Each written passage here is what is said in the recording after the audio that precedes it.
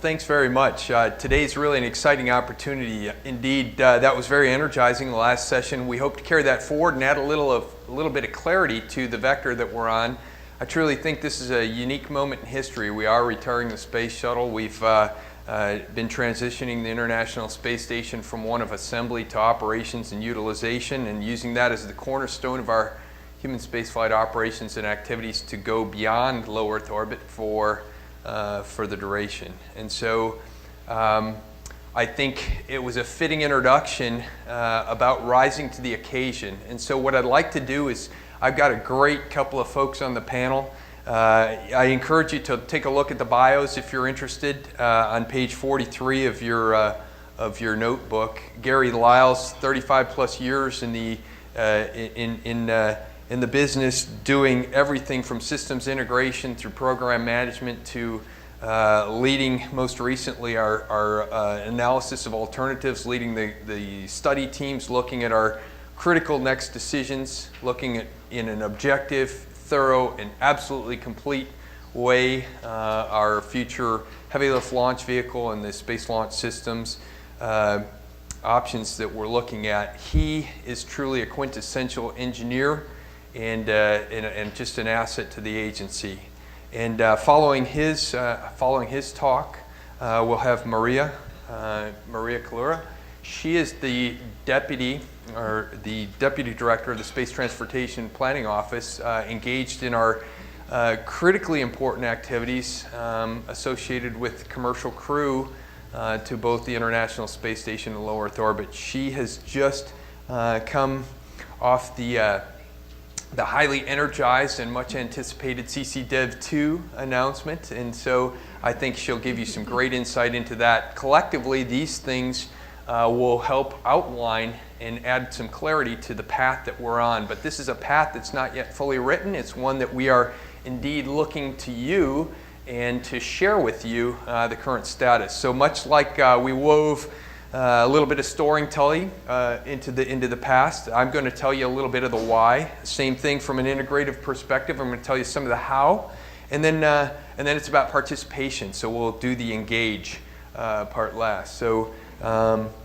I'll start off. I'm going to give you a little bit of a perspective, kind of a scene setter here, and then I'll dive into my specific pitch. It's just going to be on the human exploration architecture team, some of the near-term work that we've been doing, and the results of that, as well as the steps ahead. So essentially, this just gives you a little snapshot of the vision, talk about the budget context and the capability-driven exploration, talk about what that means, talk about this human exploration framework team, give you a little bit of insight into the game plan, our concepts of operations, also talk about affordability, which is a fundamental driver, much like safety, and performance and mission execution. Talk about the HAT, which is the follow-on work, and then I'll wrap it all up. So, it was an interesting comment on the organization chart. Well, you know why I put this one in here is we have about 32 plus direct reports to the administrator, right?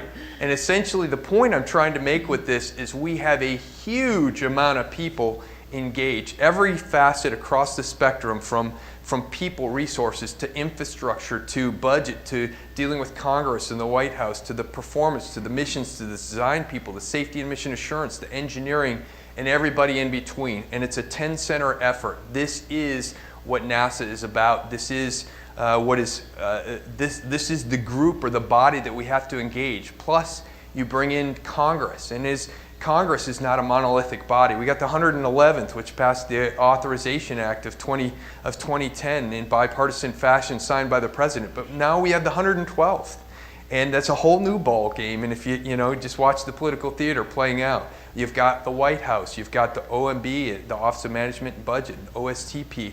All the different players, plus the industry stakeholders, international, other government agencies, and academia. You add that all to the mix, and you wonder why it's a little bit challenging to get some decisions. Everybody's got a voice, and boy, for 10 people in a room, you probably get 11 or 12 different opinions, because as people go around, they actually change their story a little bit. So that's kind of some of the dynamics that we're playing with. And we got a clear vision, from our newest release of the 2011 strategic plan. NASA's strategic goals are those 6 listed there. And I highlighted in blue the first one, extending and sustaining human activities across the solar system. That's a real big driver for our exploration activities, but so too is blending in a tight synergy with the science side. You know, developing the technologies and the capabilities that are necessary to not only enable and expand these capabilities, but also to add huge value back here terrestrially on the planet Earth, and to our national and international economic future, as well as benefiting all of humanity. Tying in our programmatic and institutional capabilities is ever more important given the scarcity and constrained resources that we have. And finally, it's about sharing this, not only engaging people in a two-way fashion, but sharing this awesome, and this is the best sense of the word, message and future that we do have together. So essentially the budget overview for exploration systems, we got a little under $4 billion. So if you can't do something with $4 billion, something's wrong, right?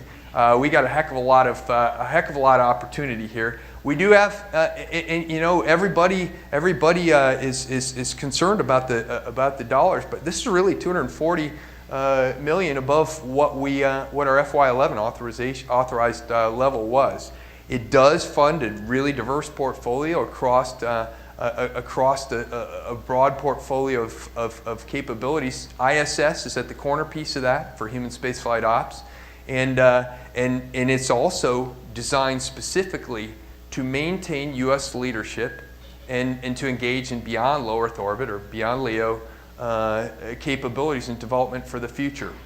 It also has a strong underpinning in developing and leveraging the commercial space industry, and that's for safe and affordable access to the International Space Station, and also helping to enable the broader activities beyond. That also includes the Space Launch System and the Multipurpose Crew Vehicle for our destinations and multiple destinations beyond low Earth orbit, as well as the other activities. So that's a little snapshot. This is the quick overview. Essentially, this budget enables us to work, certainly we already talked about ISS being highly leveraged both in a utilization sense for exploration benefit.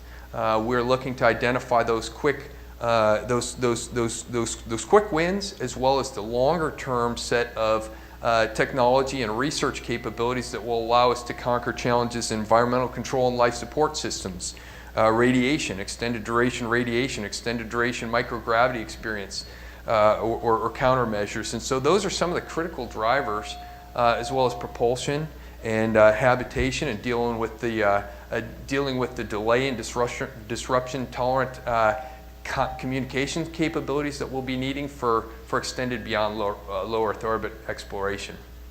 Likewise, it will allow us to aggressively pursue those human research and life support and habitation things that we talked about from a technology and capability development perspective.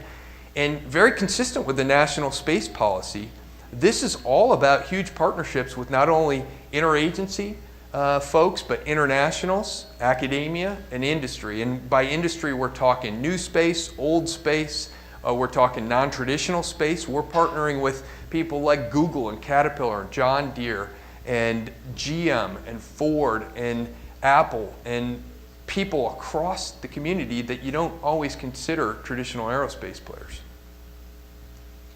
So, a little bit of snapshot as to what and why. I think all too often we throw out, hey, multi-destinations. We got high Earth orbit, geosynchronous orbit, and Lagrange points. Why? What's compelling about them? Well, essentially, we got a lot of opportunities for assembly or repair. They're excellent location for space or telescopes, large aperture telescopes. Looking at Mars and its moon is essentially perhaps a horizon destination for humans. At least in the relatively near term. You know, is there life beyond Earth? You know, how did it evolve? And I think from there, it holds a special place in many people's psyche. Likewise, the moon, our nearest celestial body. There, we can see a lot that's covered up by the environmental impacts here on the Earth. It's a great historical record. With the rich discoveries of water and all the near-term other exciting discoveries that we've just begun to unravel at the moon. We okay? Okay. I think that's, I think given the fact that it's just 3 days away as well, holds huge potential commercial promise. And as we look at near-Earth asteroids, NEAs, we have some compelling science questions. Everything from, you know, how did the solar system form to helping to gain some insight into planetary defense. So we know that throughout history, the planet Earth has seen some impacts, and so as we seek to better understand what we can do to both potentially mitigate that or understand the dynamic, I think all of that is relevant.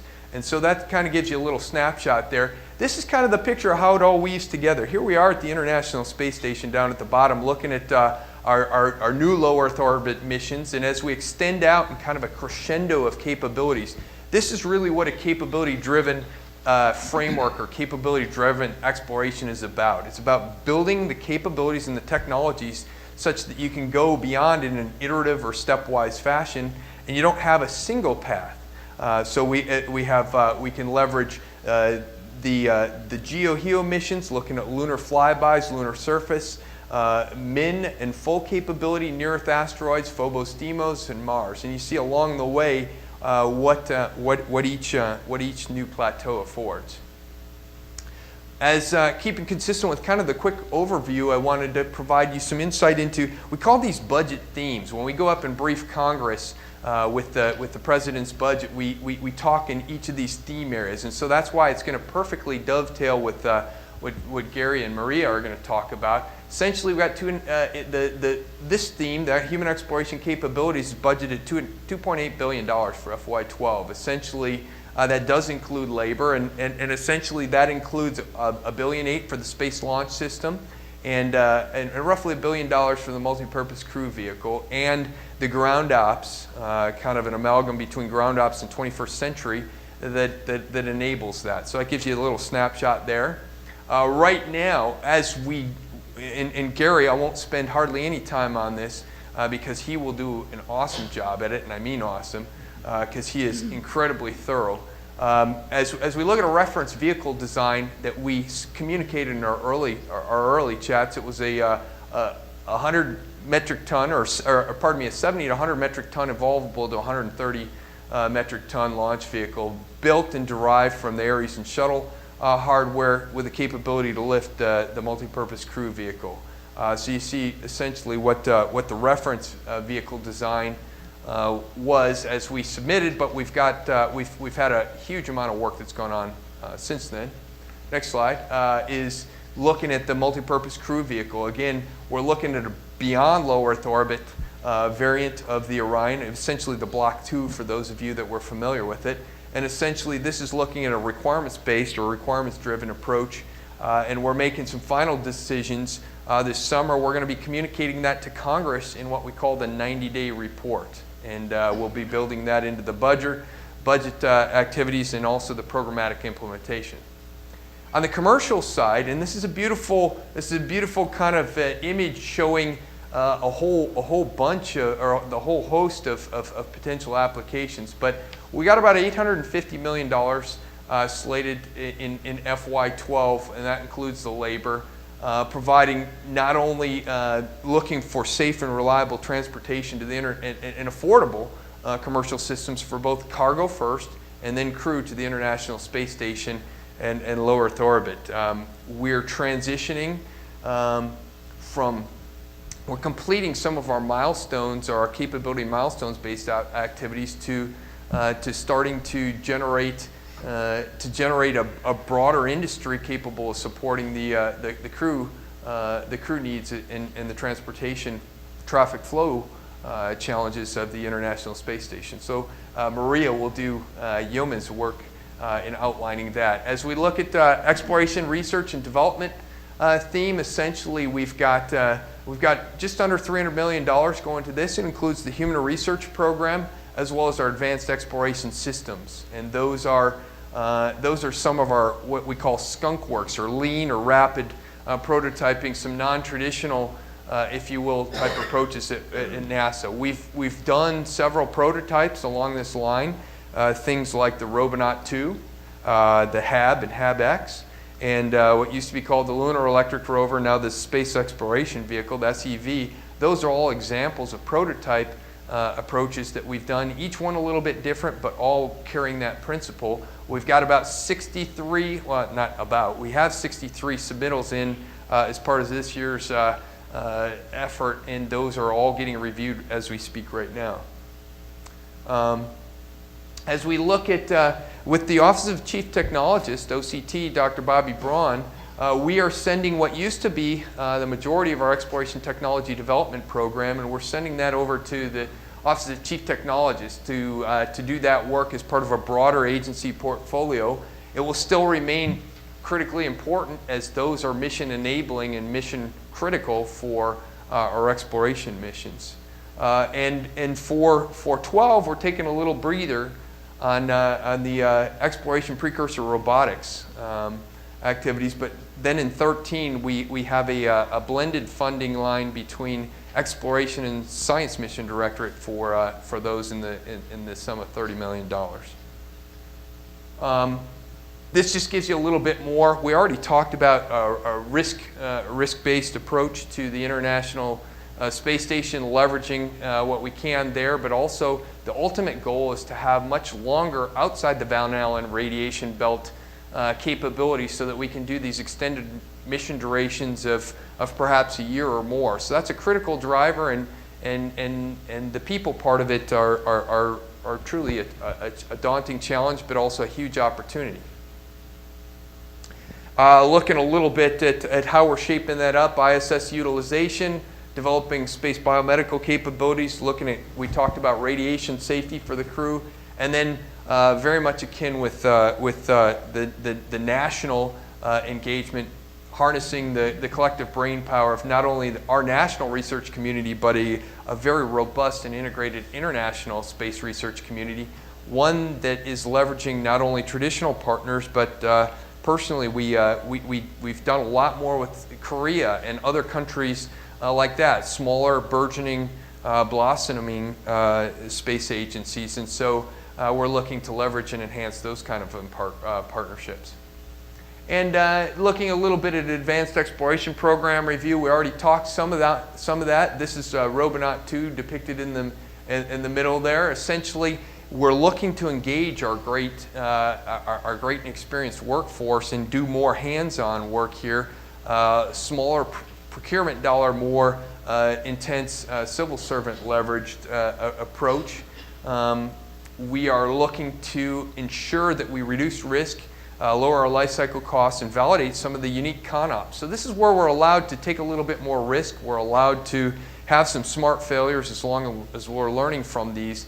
And I think this is a strong step in the right direction in changing the paradigm, making us more agile and more responsive, but most importantly, dealing with the critical need that we're going to have for these systems in this increasingly challenging budgetary environment. This is a doable solution. All right, we already talked a little bit about that. I won't spend too much more on that. We are using analogs in a large way. We're using ground tests, flight tests. We're using final DTOs aboard the Space Shuttle and also the space station. So that's kind of the scene setter. What I'd like to give you now is a quick snapshot into our Human Exploration Framework team. Talk about some of the context there. So essentially, I think over the past couple of days you've seen just how profound and complex and challenging and how team-oriented, truly bold human spaceflight systems developments and operations are. They transcend political cycles, they transcend generations. And yet, we've had 24 teams since '69 who have studied and done blue ribbon studies, and yet, when we kicked off this, our charter had 6 words that were different from the 1989 90-day study. And one might go, well, are we just doing infinite do loops on studies? The answer is no. We were guided by a lot of the policy and legislation of the day, but the whole purpose is to create an integrated human spaceflight architecture that really helped us make smart decisions, not only as an agency, but as a country and as a global community to inform our strategy. And so that's what I'm going to tell you about, share a little bit about that. Context. I think you have to have a context in the political sense. We had the Augustine Committee in 9. In 10, we had the National Space Policy, very directive towards international partnerships, U.S. industrial base, interagency collaboration and cooperation, commercial engagement. As we look at the Human Exploration Framework team, we did 2 different groups or 2 different phases of that. Right in the smack dab of the middle of the second one, we had the NASA Authorization Act that was passed. And it states that the long-term goal is to expand human presence, permanent human presence beyond low Earth orbit, and to do so involving our IPs, our international partners, as practicable. Along there, we also had this ongoing effort, but we also now have a continuing resolution that we just got passed for FY11. So essentially, this body, I think people thought that we had the ability to, or were setting the absolute concrete plan. No, essentially what we were doing is doing the work to queue it up so that the agency, so that the Congress, so that the White House can have informed setups, and we can make those smart decisions in a timely fashion. And I think the number one thing that people are looking at is, hey, what is our path? And let's all get on board and start executing that, because we are truly at a critical time in history. So a little bit of guidance. This is a huge word chart. Many of these are so vetted, so scrubbed by folks that it's just not even worth trying to change them. I'll just hit the highlights. Essentially, affordability's got to be a huge driver. Second one, I think many, especially in the younger generation here, will resonate with the second one. We got to reward value-conscious performance, take prudent risk assumption, look at bold innovation, harness the can-do attitude. We're an agency of can-do, and we need to continue and build upon that and evolve. This stems all the way from the very newest ranks, our 10-week people, all the way to our senior executives, all the way to the administrator and the associate administrators, taking that bull by the horns. And we need to build and apply on everything that we learned over the past 53 plus years of human spaceflight experience, yet still seek out new innovative ways, so marry the best of both, and then leverage our assets and our people appropriately. But that doesn't mean that we keep everything, because we have a huge resource burden, and we need to be smart and have that be requirements driven. So here's a couple of the principles. Do a routine cadence, and do a routine cadence of first. So keep it sold, if you will. Have it be a regular set. Build upon those capabilities. We already talked about that. It's got to fit within the budget. That's almost like a duh. We can't be developing plans that aren't executable given the fiscal constraints that we have. And it's not going to get that much better. But that doesn't mean, we still got $18.485 billion going for us. We can do a heck of a lot for that. We got to leverage the International Space Station, got a $100 billion asset. It's just the prudent right thing to do, and we can use it as a stepping stone with our international partners as well. We got to have a balance here between execution and technology development, leverage commonality and evolutionary approach. We got to, this fight between humans and robots, that's a fallacy. We got to have both and optimize the best.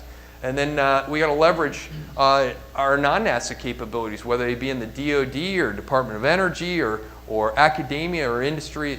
And we got to stop having NASA unique supply chains and new facilities such that we carry the burden of those solely. So we need to look in a smart sense there, and then develop the best practices wherever we see those. We truly, to be world class, you got to be a world class adopter. So HEFT, essentially, we got together. We established a framework. It's called the Capability Driven Framework, and essentially, it's all geared to do one thing: to weather the political and economic dynamics, and to actually achieve a cohesive, long-term, multi-destination integrated approach to human spaceflight. And so I think we'll explain how we believe that this does create a safe, affordable, and sustainable approach to that. It was hugely iterative. We did lots of technical design or reference missions. You cross those with investment strategies that shows the options. It's not just one single path. Somebody mentioned, it could have multiple paths and maybe all are viable. Well, that's absolutely true here. And as we look at that, we developed, what do you need to go do those? Those element catalogs are the resultant of that. Then we looked at the cost and the schedule to develop each of those, both the development, the fixed and recurring, the production and operations, looked at the phasing, and really, ultimately, that yielded an integrated program schedule and flight manifest. Was it ever right the first time? Absolutely not. Why?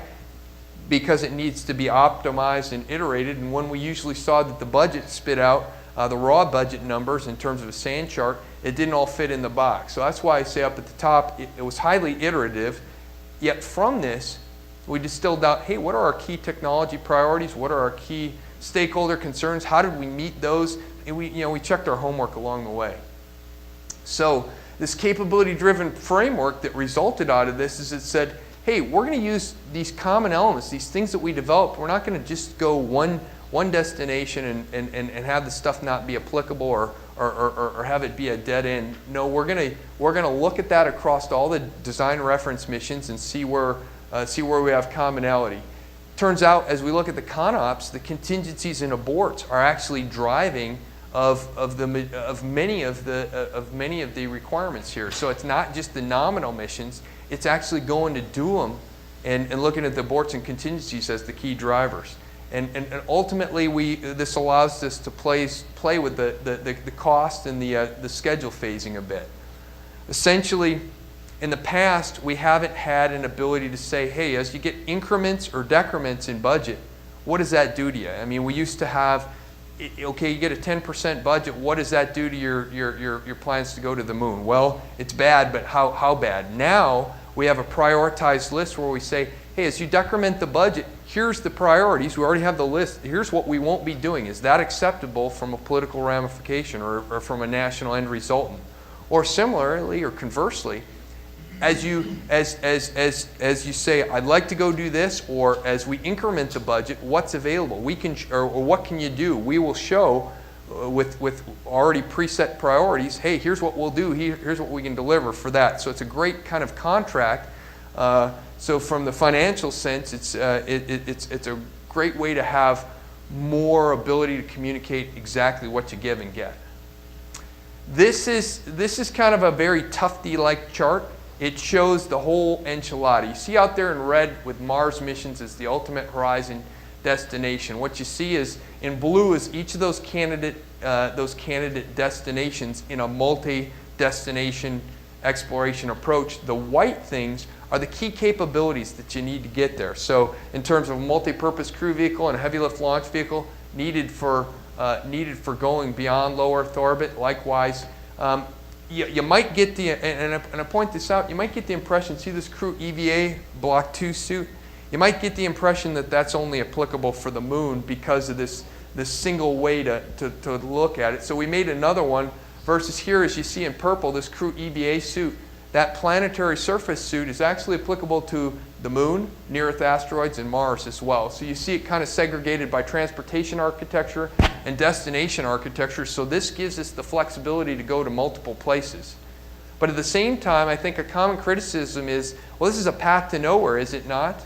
I mean, if we don't have a single destination, aren't we looking at nothing or chaos? And that's not true at all. Essentially, what we're trying to show is that by investing in these capabilities and technologies, we can enable multiple places, and depending upon the political or economic or national will, we can go achieve these mission objectives with this approach.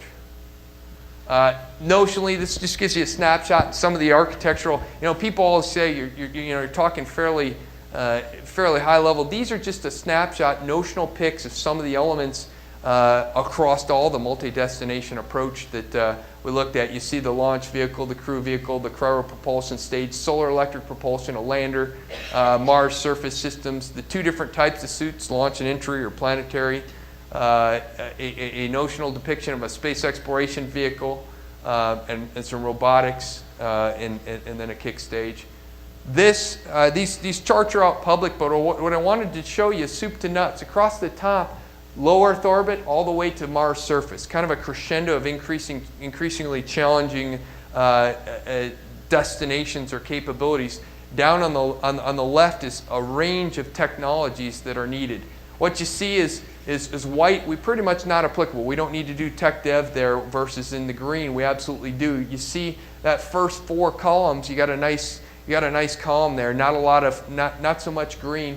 Well, that's kind of a good check. We already went to the moon. We did a lunar surface stay for less than 7 days. But as you extend beyond that, it shows you that indeed we got to do for near-Earth asteroids, longer duration lunar surface stays, and Mars. We've got a lot of investment to do, and so this is it's a fairly compelling driver for that. This shows the same, just a little bit more technologies. But we're using the International Space Station as the cornerstone of our human spaceflight ops. It's a great test bed. It's great for risk reduction, building off those partnerships. And here's how we're going. We're taking that framework. These are a lot of the elements or the building blocks that it takes to get there. These are the cross-cutting systems or capabilities that we need to have in order to enable those. And here's how we're getting them, through technologies, research, science. And it's the melding of the Science Mission Directorate's work. It's the melding of the Office of Chief Technologists, technology development work, ESMD and SOMD as we merge to the Human Exploration and Operations Directorate. That's how it's all going to work. And it's all about partnerships. And these are not just international, but also interagency and commercial. Ones that expand or allow us to do things that we wouldn't have done otherwise, or enable, meaning if an international partner brings something, we might have planned that, but it might have been for 10 or 15 years down the line. If they bring it, we will be able to do that sooner. To those that enhance, smaller agencies, new in developing countries, they can each play a role, and there's a piece of the puzzle for everyone. This is emblematic of some of the themes and the common goals. Essentially, these are the 5 themes that the 14 countries who participate in the International Space Exploration Coordination Group are working together on. These are what they agree on. Exploration is about a sustained presence for extending human frontiers, new knowledge in science and technology, economic expansion, global partnerships, and inspiration and education. And those below also further refine and reflect the collective objectives of the international community. I think all too often people say, well, give us some examples. Well, those are the 14 countries, each of their symbols displayed up above. And they do include Russia, do include China, Japan, Europe. You see Korea and several other nations. From an interagency perspective, we're working with the Department of Defense, the intelligence community, FAA, Department of Energy, National Science Foundation, Department of Homeland Security, NIST, you name it. And those are a couple of examples of how we're working. Same thing on the commercial. We talked about the traditional aerospace, the entrepreneurial, and the non-traditional previously. So we already talked about affordability being a big driver. We're looking at that soup to nuts. We're applying the skunkworks capabilities. We're looking at our insight and oversight, our contracting models, our requirement systems, our governance. Across the board, Dan Dumbacher and team are trying to really embrace this in our traditional development, as well as trying to adopt new ways of doing things. We've met with 25 different industry groups or businesses. We took their inputs, and this is kind of a smattering of their feedback and results. Test and fly often. Systems engineering is critically important. Push decision authority to the lowest level. Maintain aggressive schedules. Manage. Keep it simple. And I think this resonates with some of the other things that you've heard. And I think the bottom line is that if we have some focused and realistic and stable requirements with capable and connected and properly incentivized teams, and schedules. NASA does its best work, it seems, on challenging schedules. That helps all precipitate low-cost, highly successful results. So, key takeaways out of HEFT. Capability-driven framework is probably one of the major efforts. NASA-wide transformational change is going to be important, and I think we have the leadership who's ready to embrace that and has been engaging in that activity fairly vigorously. SLS and MPCV are the core first elements. We do need to invest in some of our long-term capabilities. Robotic precursors are necessary if we're going to actually go to a NIA. This is a fundamental change, but I believe it's the right approach. And not so ironically, when we briefed the Russians after 18 months of studying, recently unveiled. I briefed this for 2.5 hours. They briefed their 2-hour deal, and they said, "Hey, we have a capability-driven framework, and we want to work collaboratively." And I was actually shocked, and I talked to their folks afterwards, and they said, "Why would you be surprised? We both have the same political and economic dynamics. This is just a reflection of that, and it's probably the modern paradigm going forward, because no agency, no single entity can afford to do beyond LEO exploration alone."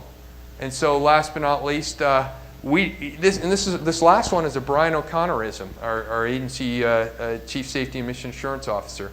We got to have compelling overarching mission goals necessary to justify the risks we're taking and the resources we're laying out. And that's what it's all about, is laying that long-term vector, boots on Mars, sustained human presence. So, in the next 3 minutes, I'll just say, okay, that's HEFT. Now we've been continuing on. We had a framework, human exploration framework. Now this is the human architecture team. This is what's building it. It's cross-agency, multidisciplinary. We're working the international. We're working the multi-destinations.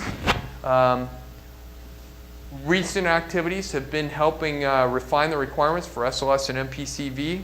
We are working on a margins policy, and this is not the programmatic margins policy, but the architecture-wide approach. We've been refining our international exploration roadmap for the reasons I mentioned previously, and we're updating our technology prioritization.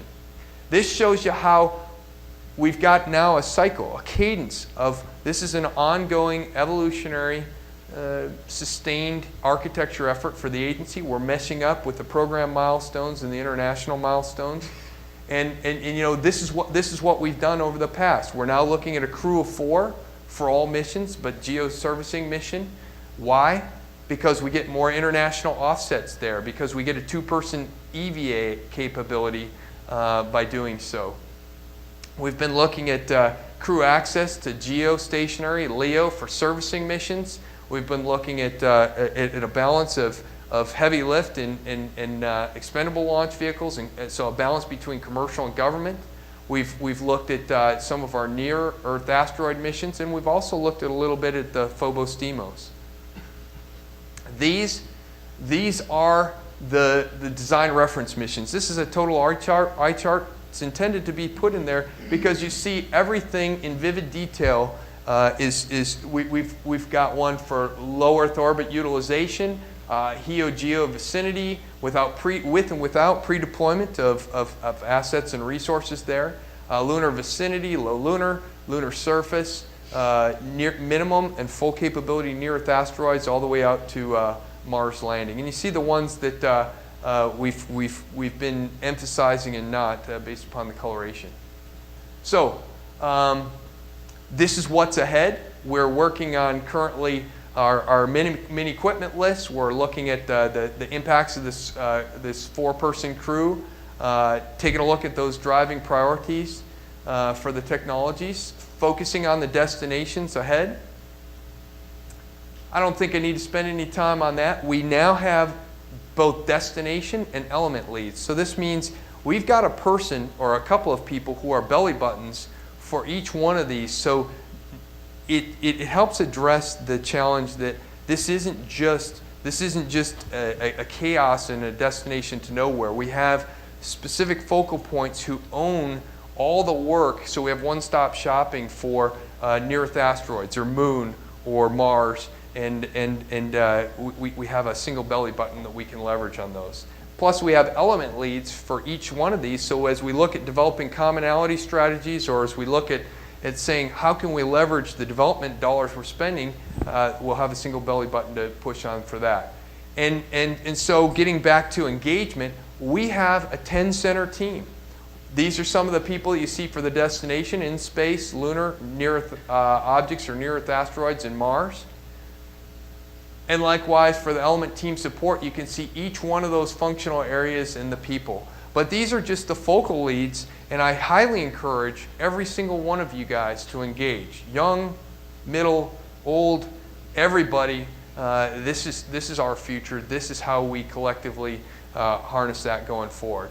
So bottom line is we are absolutely looking forward to a robust future. Our best days are not behind us. We've had some incredible ones, but our best days are before us. And it's about extending and imagining and bringing to fruition a sustained human presence beyond a low Earth orbit. We've got the bucks to do so. It's not unlimited dollars, but that's a great thing. It's enough to get the job done, and we need to go do it. We need to be safe and affordable. We've got some significant progress. We're not starting from scratch. We're kick-and start. We've kick-started it, building off of shuttle, station, and constellation. And our next challenge is to execute.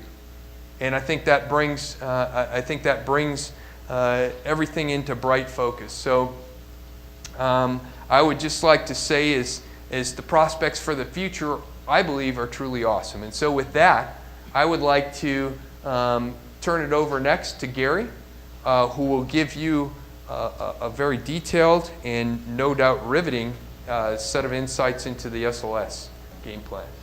Thanks, Scott.